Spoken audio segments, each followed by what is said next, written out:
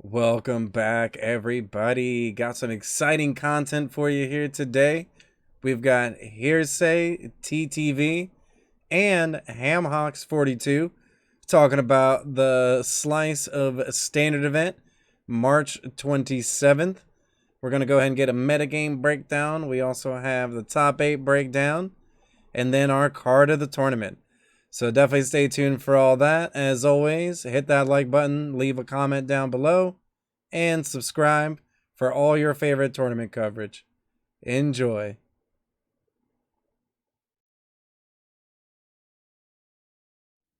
Thanks, Pizza. So we are looking at the standard slice tournament from, well, as of this recording, the past day, March 27th, 2022. And my name is HamHocks42, and I'm joined by the one and only HearSayTTV. How are you doing, my friend?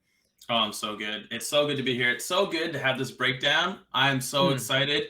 You already know I picked the list from the very beginning. It had such a good run, so I can't wait to get this over.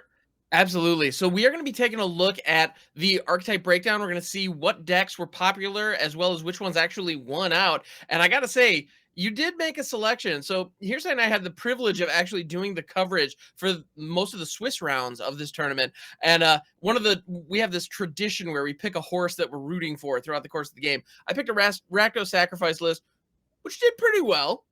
But here's I got to admit, your pick was pretty fantastic in Abzan Midrange. Oh man, and that list was gas. It was so good. And only 2 competitors brought it. So it was a total of 3% of the field. So it's clearly an underdog list right away, but it ended up having the highest win percentage at 10-3. That's a 76%, 76.9 win percentage. That's bonkers. I mean, clearly the deck is fantastic. So yeah, I mean, you picked a winner with that one, no question about it.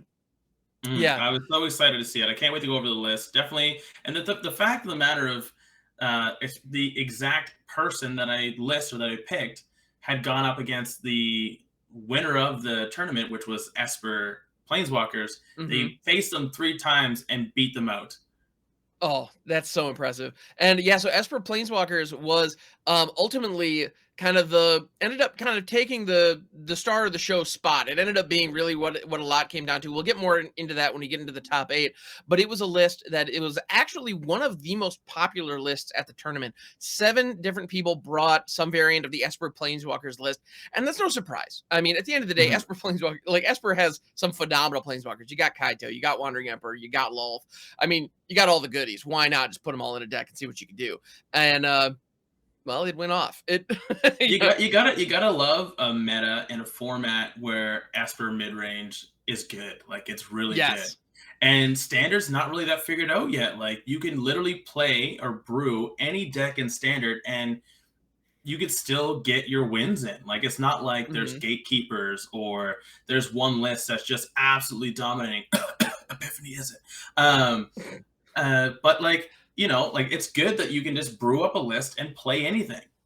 Yeah, I completely agree. And when we say that there were 7 people who brought the Esper Planeswalkers list, that means that they were 11% of the field. The only other deck that had, well, actually the exact same stats in that regard was Azorius Control. 7 different people did bring Azorius Control. That also was 11% of the metagame. And those were the most popular decks of the day. Yes, and they have the most folks, playing them. And we have seen, in Is It Epiphany metas, or, I mean, it's, we've seen Epiphany lists and other decks like that. I mean, Omnath, Locus of Creation comes to mind in its heyday as well. That in a tournament this size would take up 33-40% of the meta, where just everybody recognized this is just the best thing here. And we don't have that right now, which is great. I love that. It's a sign of a healthy metagame. Yeah, it's really, really good, especially to see, like, if you look at the meta breakdown, like this, the meta breakdown itself, and in archetype, 11%, 11%, 9%, 8%, 8%, 6%. And these lists are Azorius Control, Esper Planeswalkers, Mono White, Naya Runes, Azorius Midrange, Selesnya Tokens, Jeskai Combo. But like, like you said, it's not like 30%. It's not 20%. It's an even, like, we're getting so many different decks and so many variants, and even with the same archetype of being Esper Planeswalkers, there's always that certain spice in each person's list. Like, I think I've seen one person was running the Legion Angel, being able to grab 3 more angels out of the sideboard. That, like, I thought myself personally that was like the mirror breaker. Like, if you're up against the mirror and you got a 4/3 beater in the air, you're probably getting there. That can go a long way. Planeswalkers don't like flyers. Fun fact, they really don't. So yeah, that is. I think you're exactly right. And flyers that draw flyers, turns out that's pretty good. Yeah. So yeah, and interestingly enough, yeah, I love your point about how diverse and how just differentiated the meta is. And so we have a lot of different decks, but let's see how they did. So Esper Planeswalkers was kind of ended up being the story of the tournament, with 34 and 16 being the final record, so 73%. So not quite as dominant, at least by win percentage, as that Abzan Midrange list, but it was number 2. So pretty darn good. So clearly it's a strong deck. There's no question about that. Azorius Control, that other very popular deck, however, while it did have 11% of the field played it, it didn't end up turning out quite so well for them. It was 8 and 15, which is a 33% win rate. So that's something that if you're on Azorius Control, or if you're a fan of Azorius Control, maybe right now is not the best time to be running it. And I think a big reason for that is so many cards are out there that can get recursive value or value in multiple ways, to the point where having an answer for one thing isn't quite enough. Like Lolth, for example. Sure, if you kill the spiders, they still have a card draw engine online. Or if you kill Lolth, they still have the spiders. Or a Seeker's Chariot, for example. Like if you break the chariot, they still have the cats, or vice versa. You have to find an answer to all of them. And we're getting into the age of cards. Like, these cards have to do multiple things. Like, if you're not like, and that's what I said about value, and like that's what mid-range is. It's all about value. It's like being able to be aggressive, but also be able to sustain and also be in the late game. Like, that's what mid-range is all about. Where control is like, we're getting to the late game. And aggro, we're killing you fast. Like, to have that mid-range game and be able to do multiple things, and that's what mid-range is all about. Like, it's all about value. Can I get multiple cards from this? Can I get multiple takeaways? Can I jam my board full of creatures? And it's just that's what it is. Like, can my card have to do more than yours, and I have to have more cards than you? And several games, was it Wedding Announcement, drawing 2-3 cards, and it like also, or making a 1/1. You're like, oh, it's just a 1/1. Oh, it's just a 1/1. But now it's like, oh, now it's a 2/2. Oh, now it's a 3/3. Oh, okay, now I'm bombarded with all these creatures. Plus, they have that value engine of the being, like, once it gets to its third counter, then it's an Anthem effect. There's just so many things that one card is doing. You're like, dang it, my one card is not gonna get rid of 3 things. Like, it's crazy. Yeah, so 1-for-1 answers, which is kind of the typical control, method. Unless they're counter spells and board wipes are really about the only answers that have the kind of impact that you really need, and you got to time those really well to get the good value out of them. And interestingly enough, one of the strongest board wipes in the format right now in Farewell, or one of the best tools in Azorius Control arsenal. Phenomenal card. Can't touch Planeswalkers. So in a deck Planeswalkers, exactly. So in a deck that's running 2 or 3 Planeswalkers, even that, it hits everything, even graveyards, but it can't touch Planeswalkers. So it's one of those things where it's like, this is supposed to be my reset button, and these Esper Walkers lists, I still can't touch them. Yeah, it hurts. But looking at this, the Arctic breakdown, I'm so surprised that, we had, let's just say so surprised. I mean, we knew Esper Planeswalkers is a good deck. We knew that that was going to really shine. But this Abzan list coming out and going 76% win rate, going to 10 and 3. There's no other list that comes close to it. Every other list is 50%, 47%, 52%, 55%.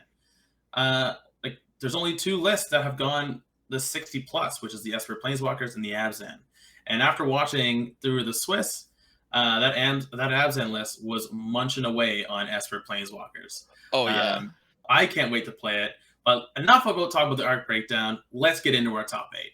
Yes, let's take a look at the top 8. Absolutely. So sure enough, our top 8 was comprised of 4 Esper Planeswalker lists. We knew that they were coming in. They're absolutely fantastic. And the key pieces of these decks you've got are obviously the Planeswalkers. I mean, usually if the deck is named after an element of the deck, that's a good place to start when you're really trying to get a feel for how the deck works. We got Kaito Shizuki, Lolth, Sorin, and a card that we saw quite a bit that we'll be talking more about in a little bit later in the Wandering Emperor. I don't think anybody's surprised that these cards are just, I mean, talk about cards that do multiple things and get you multiple cards.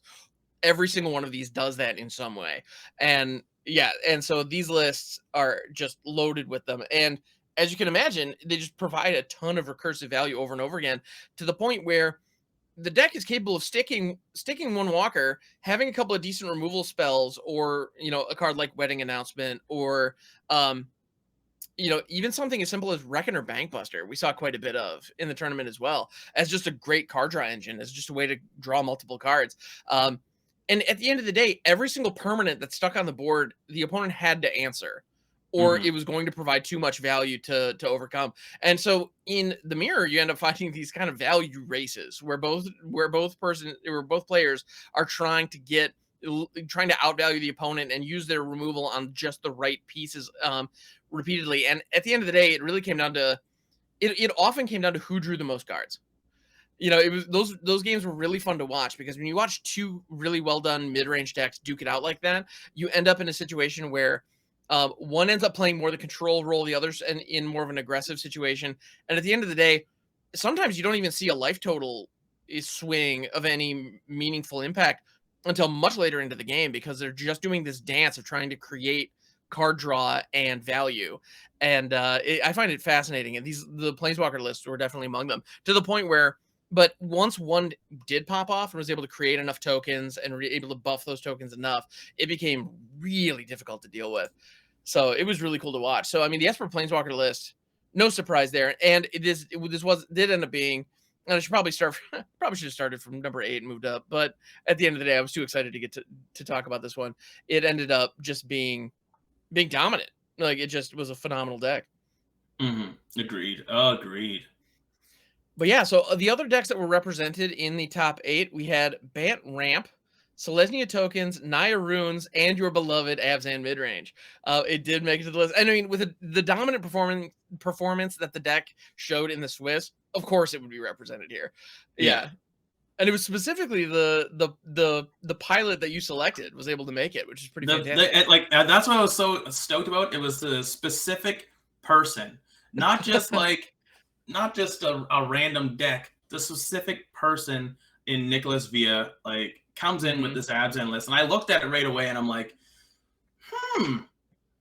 this looks pretty freaking good. This looks like this is gonna have some game. I'm reading the list out. I'm like, there's 2 Wrens.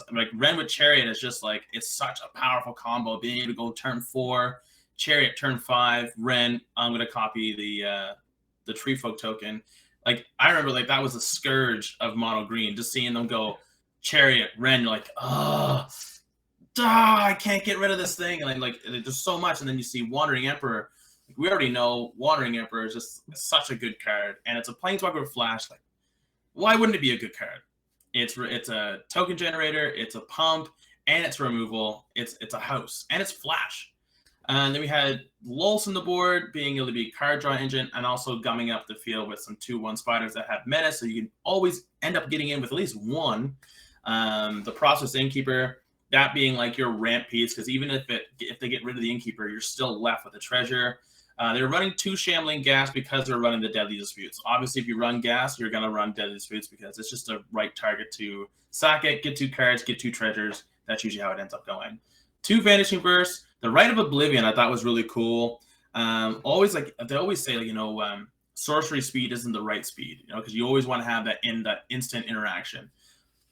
But right, being able to, doesn't matter, you're tapping out regardless. You don't really need to hold up anything. Remove that thing, get it out of my get it gone. All the removal pieces are exiling, which I always thought was really cool, because like I said during the tournament, I was like, there's no point in delaying a spell versus just get it out of my face. I want it gone. I don't want it in the graveyard. I just want it gone. Absolutely. Obviously the Chariots, the Wedding Announcements, 4 Wedding Announcements, being able to create those 1/1s if you're not attacking. Then if you're attacking with 2 creatures, you're going to get a card draw out of it. 3 Meat Hook Massacres, because obviously you need to deal with those pesky mono white lists, being able to just wipe the board of their little butts, because all the mono whites are they're 1/1s, or they're 3/1s, or they're 4/2s, or whatever have you. They're never really big. They're big in power, but never big in the butt, so you can always wipe them out. So the Meat Hook Massacre was great. The lands, obviously, those 3 hives on their mana base. came into play a lot. As we know, it's really hard to get rid of those creature lands, and if you can't get rid of them when they're swinging at you, they're gonna keep swinging at you. What's interesting was the sideboard being able to have the Archon of Emerius. Obviously, that is the enchantment, the Naya Runes, like Buster. Like you can't cast more than one spell. That's just what you're doing. Leave me alone. Storm the Festivals for those like pesky mid-range the mirrors, because basically you're like, okay, yeah, sure, your one spell gets you whatever. Well, guess what? My one spell is going to get me Lolth and Ren. Now it's going to give me 2 spiders, and it's going to give me a Tree Folk. Like, the value in Storm the Festival is really, really cool. Shadow's Verdict, obviously, again, board white for mono white for Naya Runes, because you're going to be hitting everything. Because honestly, you're not really running that many creatures in the list. Like, your creatures are token-based. So you're going to lose your tokens, but in the end, you're going to be making more tokens. The 3 go blanks, Duress, Power Word Kill, Raven Feeling. We all know why Ray's there. It just deals with any white permanent. It deals with your Sharon. It's going to deal with Hinata. It's going to deal with any mono white creatures coming out. It's just a phenomenal list. Yeah. Oh my goodness, you're not wrong. It was, yeah, nothing short of fantastic. And I mean, all of these cards, this is one of those decks when I look at it, I kick myself for not coming up with it, because they're all phenomenal cards. It's like, how did I not see this? Like, and it has all the answers. It lines up against everything beautifully. It's like, it's all right here. Yeah, it's absolutely fantastic. Agreed. Your list, your Rakdos Sacrifice list, just coming just a little bit short, coming in 9, just a little bit short, but that list also did really, really well. They went 4-2 in the tournament. They did great. The Bant list, would you have thought seeing a Bant Ramp list in any tournament? You know, maybe in the Swiss in the early rounds, but never, like, not in the top 8. No.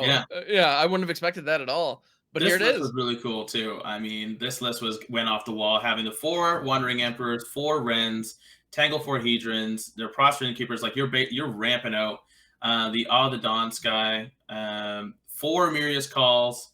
You have your March of the Otherworldly Light, Valorous Stance, Storm the Festival, and Starnheim Unleashed, which is also another, like, a kicker. Let me foretell this Unleashed off to the side on turn 2. If I get in the late game, you're in trouble. I'm going to put out 4 or 5 Angels, and then, like, I have my Seek's Chariot's going to copy it. And again, we have the Wedding Announcement being able to be that card draw, that token on its own, and then the Anthem effect later on. This is a great list. Like, all these were just a great list. Absolutely. No, truly fantastic. And I got to say, yeah, Starnheim Unleashed, I mean, how many games did we see come down to just, there's a 4/4 flyer on board that I can't deal with? It's like, well, that'll do it. Like, that's, yeah, it's absolutely fantastic. Great stuff. And so, yeah, so there was the Bant Ramp list. Another thing that I got to say is really cool is how many of the channel lands from Kamigawa that we're seeing. So in this case, we have Otawara, Soaring City, Ganjo, and Besaijo in the mana base. I think it's really cool that in a lot of these situations we're seeing 1 or 2 of them. I think it's really the sweet spot because of the legendary drawback. But that's worth calling out because, I mean, they have fit, you know, in a similar way that the AFR creature lands kind of just automatically fell into the meta. Like, the moment they became available, it's like, yes, we just need to run these. You know, the channel lands from Kamigawa, I'm seeing them kind of fit the same molds. Like, there's kind of no reason not to run. I mean, it's no doubt that they're powerful lands. Like, any card that's being used in multiple formats, like you're using it in Historic, you're using it in Alchemy, you're using it in Standard, Legacy is using them, Modern's using them. You know it's a good card when all formats are using it. You're like, okay, all right, I should probably be rerunning this. Yeah, I love it when, you know, spoiler season rolls around and content creators who cover Legacy stuff is like, this card is great. Then you listen to a Standard podcast and it's like, yeah, this card is great. Maybe I need to run that one. But yeah, what do you think of this Naya Runes list, eh? Yeah, so there was a Naya Runes list represented, which we're not necessarily surprised to see it. It's a very powerful deck, obviously. I mean, it's one of those that you don't have everyone teching against you for not being a very powerful deck. Like, everybody is trying to, you know, there's kind of, Naya Runes has become the litmus test for a deck that you're building. It's like, okay, is this deck good? Well, can it beat Runes? If the answer to that's no, it's like, no, you just can't quite get there. You know, Naya Runes is just the powerhouse in the format.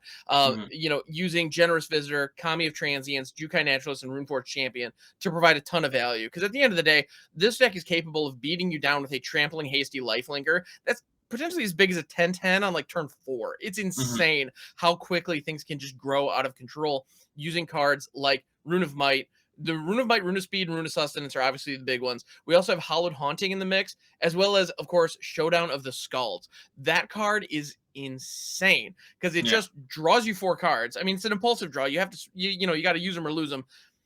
But still, it draws you 4 cards, which if they're in the runes list, half of those are free, you know, and in chapters 2 and 3, that helps grow the creatures that are on board, which was your plan A anyway. So your team just gets huge. And Generous Visitor is also providing +1/+1 counters for each enchantment that you cast, and you're casting a lot of enchantments, which is why cards like Arcana of Emeria is fantastic against this, or Shadow's Verdict is another, you know, to your point earlier, a phenomenal piece of tech coming out of the sideboard to deal with the Naya Runes list, because the creatures become huge, but they all have small mana costs. And so something like Shadow's Verdict can still hit them, which is fantastic. Whereas things like a Meteor Massacre, you're right. All of it, get it all gone. Get it all gone. Like if you look at there's only 15 creatures in the list. Yes. And none of them are over 3 CMC. So Shadow's Verdict just says, oh yeah, get rid of them. Big time. Meanwhile, everybody else playing with their Meathook Massacres are going, oh man, because they're just exactly. I don't have enough mana. Yeah, of course you don't. That's the idea. And next turn, guess what? They're gonna get even bigger. So and even when you get rid of these goddamn creatures, now you got to get rid of like the Hallowed Haunting. What a powerhouse that card is in this list. Being able to make a spirit every time you cast an enchantment. Then if you have 7 enchantments or flying, and each spirit that you make is +1/+1 more because of each other spirit, you're like, it just goes like, oh my goodness, it just gets out of control. Right. And on top of that, your Generous Visitor, which is just casually chilling as a 7/7 or 8/8, now all of a sudden it just lifts off the ground. Like, wait, what? Yeah, it's Hallowed Haunting is absolutely fantastic. So even if you don't get to the turn where you get to actually swing with all those spirits that you generate, you still just create so much value with it that, you know, you don't need to get to that turn. And to be honest, I mean, it's a good time to scoop when you see a board state with Hallowed Haunting and the runes pop off. It's it's just, you know, sometimes you just got to pick up your cards, and that's one of those moments. And a lot of times, it's one of, you know, like, do you have the Shadow's Verdict in hand? If not, sorry, it's not looking good. But yeah, so that's the Naya Runes list, which is pretty fantastic. There's another list that we haven't talked about yet in the Selesnya Tokens list, which is an interesting twist, because I mean, we know token generators that are currently out there are pretty strong, and Selesnya Tokens is an archetype that we've seen in other formats in the past, but it's not necessarily like, I didn't peg this one as being a contender, but here it clearly, you know, made it to the top 8 of this tournament. Clearly has some legs. Yeah, it's also won another tournament before in the same day, so it's definitely has a good showing. Absolutely. Yeah, and so we've got Wandering Emperor in here at the Planeswalker spot. The card's amazing. Again, we'll talk more about that in a little bit, because that was definitely the card of the day. Like, most players were running it. And in the top 8, it was the most popular card by far. But they also have Tangled Florahedron. It ramps you. It provides, you know, it's also a land. Luminarch Aspirant, Prosperous Innkeeper, Welcoming Vampire, which is an amazing card draw engine that I don't think gets enough love, in my opinion. I think that card is surprisingly excellent. We've got Skyclave Apparition, the one of Legion Angel, which, you know, to your point earlier, just a great value card. Because, I mean, a 4/3 flyer for 4, that's fine. But a 4/3 flyer for 4 that draws you a 4/3 flyer for 4 that's going to draw you a 4/3 flyer for 4. Okay, now we're talking. Yeah, that gets pretty fantastic and gets out of hand pretty fast. We also have Yasharn, Implacable Earth, Amiria's Call, Starnheim Unleashed. Again, those like just those big haymakers for late in the game. 4 Asika's Chariots, 4 Wedding Announcement. I mean, we've got the token generation for days. We've got, I mean, it's a really sweet list, I gotta say. And also actually a call out on Yasharn, specifically having 2 Yasharns in the main deck and a 3rd in the sideboard. Actually works really, really nicely against like Oni Cult Anvil style decks, the Rakdos Sacrifice deck, which you know, which I was rooting for. That did almost make it into the top 8. Just almost made it. Almost made it. Just wasn't quite there. Which I got to say, the Rakdos Sacrifice list also, there are a lot of uncommons in that list, which I think is really cool. Like the Oni Cult Anvil is an uncommon, so that's a fun a fun, like competitive yet somewhat budget friendly deck. Somewhat, as much as you get out there. Anyway, that's another topic for another day. We're talking Selesnya Tokens, but Yasharn shuts that deck down completely. Like, you know, it shuts down Deadly Disputes, it shuts down Oni Cult Anvils, it shuts down a lot of stuff that, you know, there's a lot of sacrifice. Quite a bit. Like, it even shuts down like my Abzan deck that I was rooting for because of Oblivion, right? It requires you to sacrifice a permanent in order to exile something. So Yasharn just says, we're not. Yeah, exactly. You ain't doing that. And also just casually, blood tokens and treasure tokens, you need to sacrifice them in order to use them. So those are gone now too. And those are kind of everywhere right now. You know, there's a lot of those little tokens that you get for value. And it's easy to forget that Yasharn shuts those down until you try to use them. And it's like, wait a minute. And it feels really bad. So I think that card is a powerhouse. And we didn't see much of it today, or, you know, at this tournament. But it was in the Selesnya Tokens list, and it did get some work done. So that's pretty fantastic. And yeah, Amiri's Call, Starnheim Unleashed, no surprise there. Those cards are absolutely phenomenal in the late game. And interestingly enough, this deck doesn't really have that much interaction. I mean, the 4 of Wandering Emperor can be removal. So there's that. And Iganjo, there's one Iganjo and one beside you that are capable of operating as removal spells with some conditions, but they can do the job. And even in the sideboard, looking at it, I mean, there's Guardian of Faith, another Yasharn. There is Valorous Stance and Circle of Confinement. So those coming in from the sideboard can definitely make some work, or make some stuff happen. But it's just, I'm not, there's Skyclave Apparition. Never mind. I guess that makes a big difference as well. So, but it's not as controlling as I would expect. When I see Amiri's Call and Starnheim Unleashed, I just assume it's going to be a very controlling deck. And the truth of it is, this one is more about generating too much value for you to keep up with. And it does it quite well. Yeah. I'm looking over at the Esper Planeswalkers list, and they're pretty much all the same, except for the person who came in number 2. And I kind of said, like, where it was like the Mirror Breaker, right? This list was running only 2 creatures, and the 2 creatures they were running are kind of Emiria and Legion's Angel. Nice. Right? Just like one of those, like, you know, like, they're all kind of the same, but there's always that like little like taste of flavor to their own list, right? So the card of the day is a very special card. There's just one card that this could possibly be. It was a card that appeared. I know it's the only card that appeared in so many lists throughout the course of the tournament, and with good reason. And that is 29 of them. 29 of them. 29. I know, like, it's everywhere. And that is the Wandering Emperor. I've heard this card compared to Settle the Wreckage as just one of the best combat tricks out there, and I think that comparison is appropriate. It's so scary seeing someone with 4 mana open, 2 of them are white, and you're like, yeah, I can't attack. I cannot attack because I know that that's a Wandering Emperor. I'm going to lose my creature that I need on the field. They're going to gain 2 life, so I'm now behind, or they're going to create a 2/2 and have a good block now all of a sudden. Yeah, it's a good card. It's a good card. It's a good card. It is a flash planeswalker that, with the loyalty abilities that can be activated the turn it enters at instant speed, which is absolutely fantastic. And we did actually see that come into play where someone actually, I'm trying to remember the exact play, where they actually played out the Wandering Emperor prior to a taxing effect hitting the field. I think it was Thalia. Yeah. And they actually had the Wandering Emperor then online, and then left the other person to, like, wonder, okay, well, now it's here. They can activate it.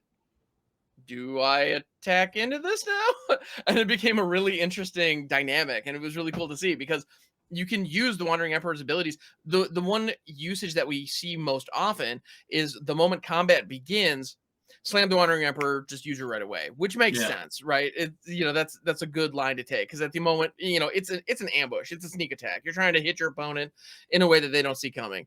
But of course, with this card being just ubiquitous, being absolutely everywhere, we've learned, as you said, when you see 2 white untapped and a couple other lands untapped, you just assume the Wandering Emperor is in hand. And to the point where your attack has to be so good that you just know my best attacker, or my most valuable card that is part of this attack, is just going to be going, and they're going to be gaining 2 life. The attack has to be good enough to make that worth it, which is just, that doesn't happen very often unless you've just managed to run away with the game. Yeah, and even without using the Wandering Emperor's ability in combat, as you know, in that reactive mode, which is very common, and we see that a lot. There were plenty of players who would just leave their mana open, and if there were no attacks, would just play the Wandering Emperor anyway, create a 2/2 body at the end step, go to their turn, and then uptick the Wandering Emperor to put a +1/+1 counter on it, making it a 3/3 that has First Strike. Mm-hmm. And the token is Vigilant. So a 3/3 Vigilant First Striker, all of a sudden they went from not having a board to having a relevant board pretty quickly. Yeah.